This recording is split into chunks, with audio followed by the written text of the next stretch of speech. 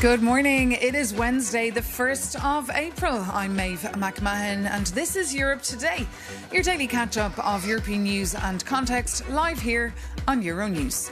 Coming up, the President of the European Council has called for urgent de-escalation and respect for international law in the ongoing war in the Middle East. After a phone call with the Iranian President, Antonio Costa said the protection of civilians and critical infrastructure was vital. This as neighbourhoods of Tehran were bombed last night and 7 people were killed in Beirut. Meanwhile, the US President Donald Trump warns allies to, quote, go get your own oil, expressing frustration over what he sees as a lack of support in efforts to reopen the Iran-controlled Strait of Hormuz. We'll speak exclusively to Poland's Minister of State for Energy. But first, residents in Dubai have been taking shelter from explosions not witnessed since the start of the conflict. In the past few weeks, the US-Israel war on Iran has wiped $120 billion off stock markets in the United Arab Emirates, while tens of thousands of flights have been cancelled in one of the world's busiest transit hubs. For the latest, we can cross now to Dubai and bring in Euronews' correspondent, Jane Witherspoon.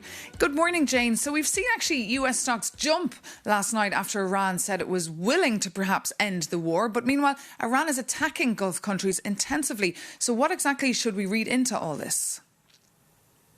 Well, as you mentioned, good morning. The war in Iran has completely shaken up the global financial markets. There are global campaigns and efforts to calm this, trying to keep those oil prices from exploding upwards, from stocks from falling, and interest rates from surging. As you mentioned, yesterday, the US had their best day in nearly a year. And as you mentioned as well, also, the UAE has basically been some of the hardest hit the markets here from the fallout of the war, wiping, as you said, $120 billion there. There is confidence it will bounce back. The financial markets in Qatar and Bahrain have also dropped about 4% and 7% respectively. Meanwhile, exchanges in Saudi Arabia and Oman have seen gains.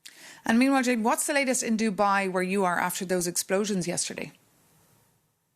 Yes, we had a very intense day yesterday of several attacks here across the UAE and Dubai. A residential building in Dubai South was hit by debris, resulting in 4 people being injured. We had a fire at a deserted house in the Al Badar region. Debris from a falling drone also hit the facade in central Dubai, and as well a Kuwaiti tanker was the target of an attack off the coast of Dubai. Of course, we've had jets ramping up once again overnight. There's not a lot of sleep happening here.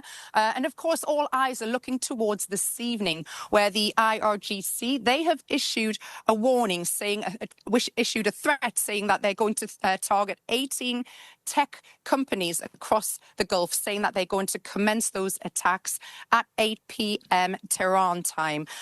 Those targets include some of the biggest US tech firms, Microsoft, Google, and Apple. So, of course, there are a lot of people waiting to see what today and tonight brings. OK, Jane Witherspoon, thank you so much for that update. And we're also waiting to hear what President Trump has to say. He'll be giving a press conference later on the ongoing war in Iran. So stay tuned to hear if there is any end in sight to this. But now, moving on, EU foreign affairs ministers, except the Hungarian minister, are in Kyiv, pledging to ensure, quote, full accountability for the war crimes Russia is accused of committing in the past 4 years. For more on their visit that started in Bucha, the city outside Kyiv, known for the massacre back in March 2022, we spoke to the Romanian Foreign Minister Oana Toy from Kyiv. Yes, we have visited together Bucha, also commemorating the victims, but in the same time being witnesses to this moment of resilience and how Ukrainians have taken back occupied territory, have liberated Bucha that has been under Russian occupation with terrible war crimes. We have seen and heard stories of civilians that were simply crossing the streets, of children that were killed under Russian occupation. 400 children were kidnapped and have recently returned to the Ukrainian community. And here, the common effort to return kidnapped children back to their families, back into the community if their family did not survive that part of the war. This is something extremely important. We saw President Zelensky travelling over in Saudi Arabia, looking elsewhere for financial support, given that 90 billion loan is still on hold. Is the relationship then a little bit awkward today because of this? I wouldn't use that word in any sense. It's a good relationship. It's a strong partnership.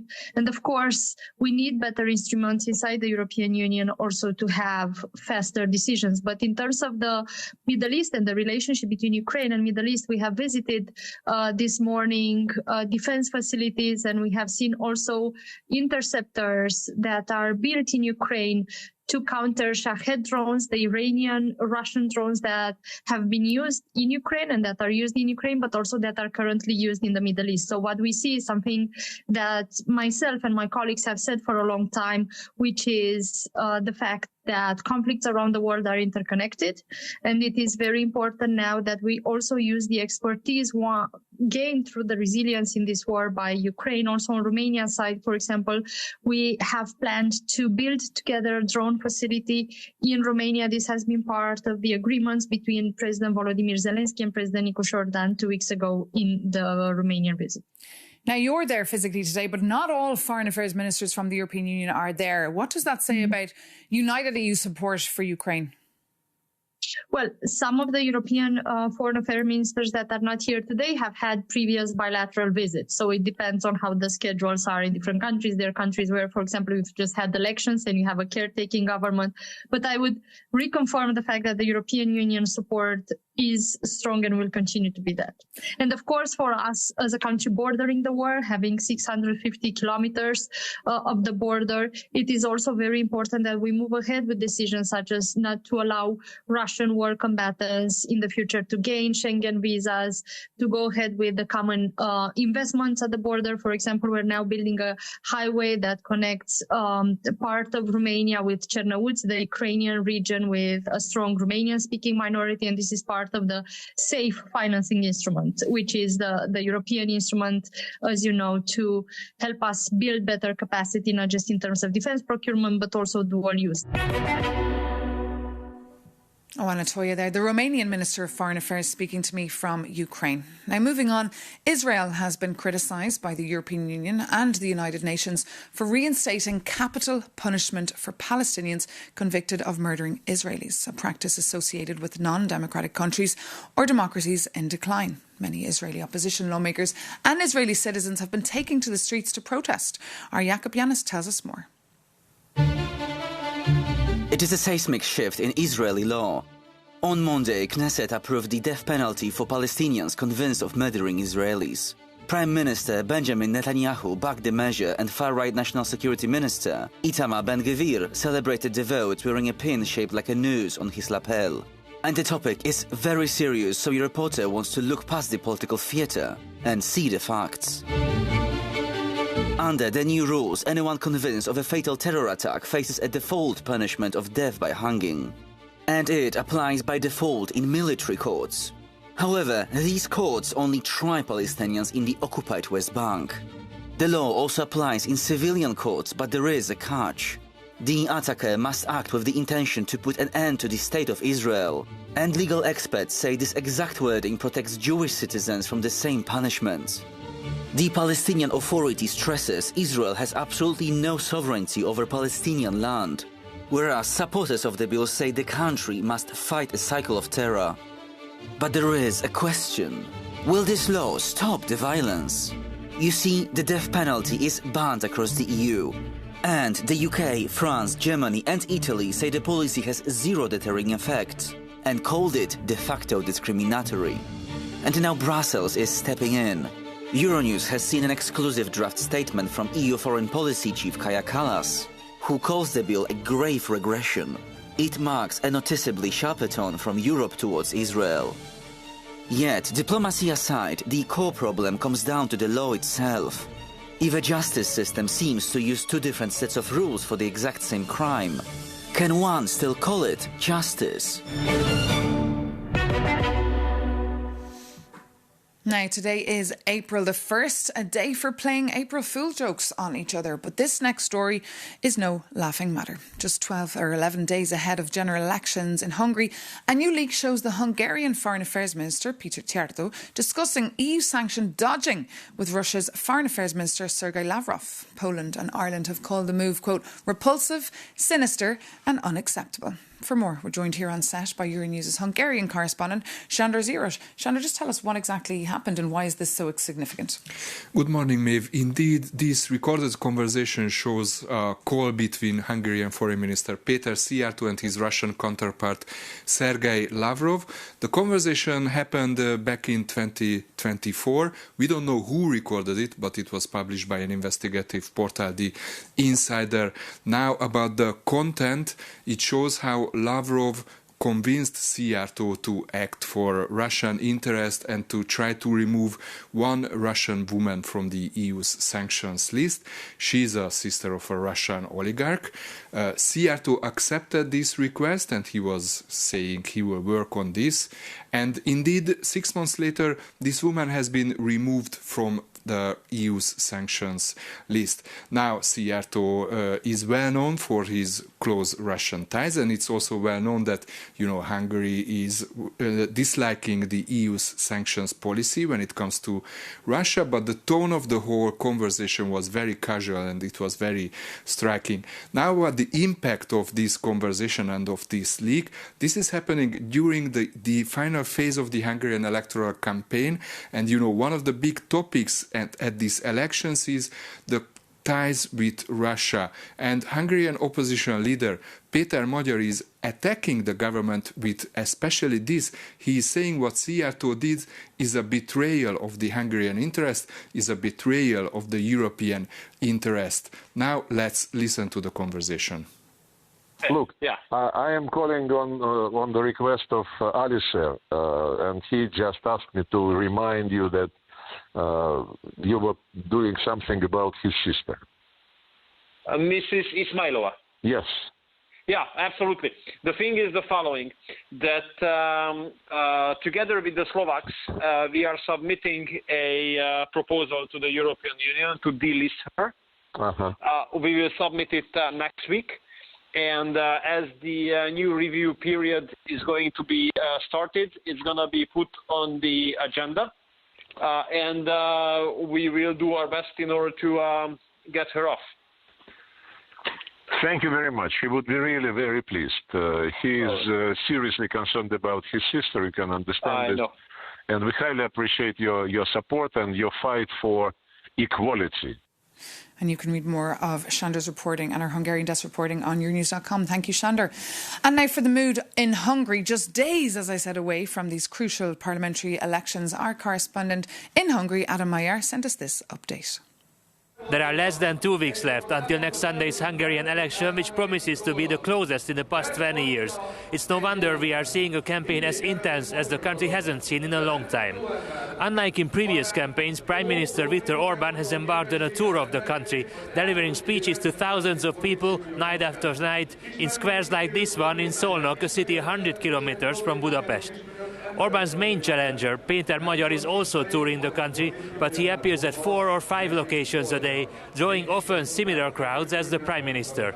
In recent days, reports emerged that counter-protesters have appeared at Viktor Orbán's speeches, where they were harassed by people dressed in black and were not protected by the police. It remains to be seen if similar or even more intense events will take place in the last days of the campaign.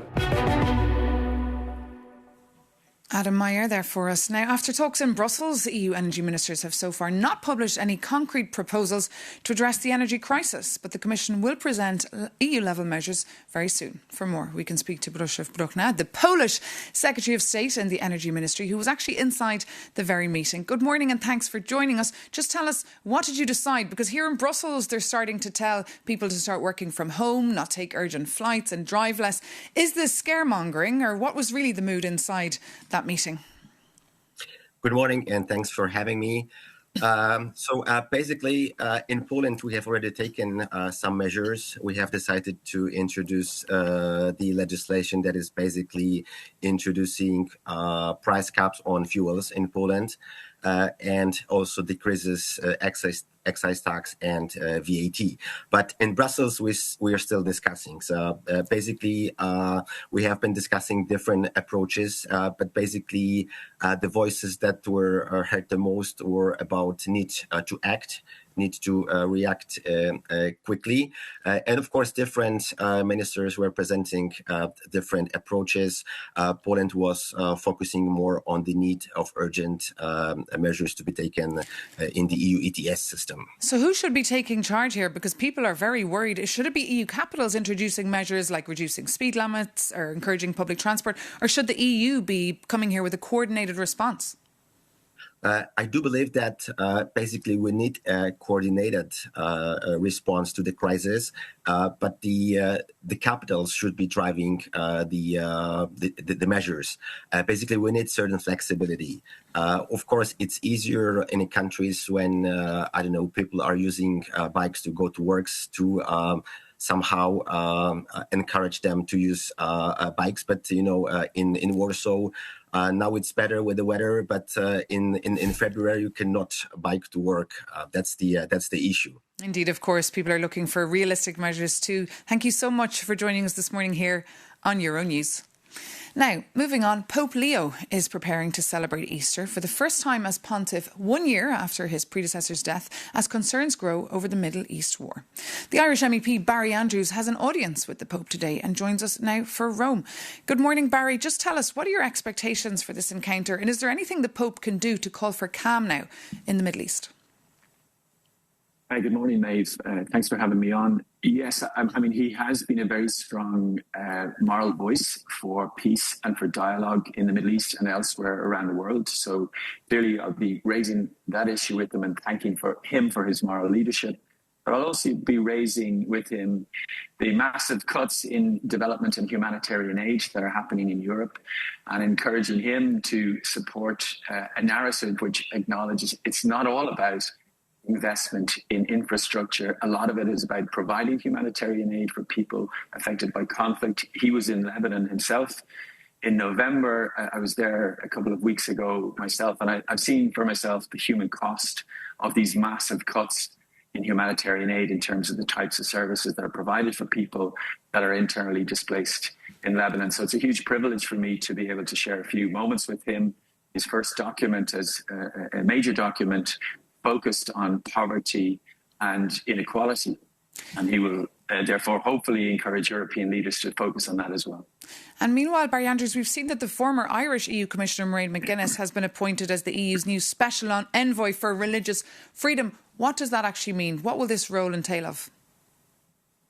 Well, I'm not across exactly what Mairead's role will be. She's a personal friend of mine. I'm delighted for her and that she's recovered from recent illness.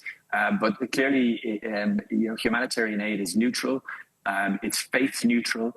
And what the European Union seeks to do is to provide for anybody, wherever they are affected by conflict or climate or any catastrophe, with impartial and neutral assistance wherever that can happen.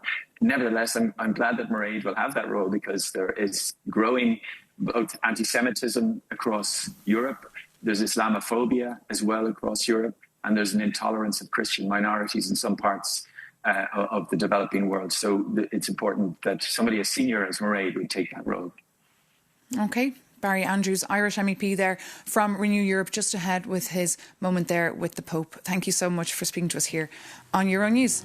And thank you so much for tuning in. Of course, with this week being Holy Week and the EU institutions going a little bit into shutdown for a couple of days, Europe Today is also taking a little break.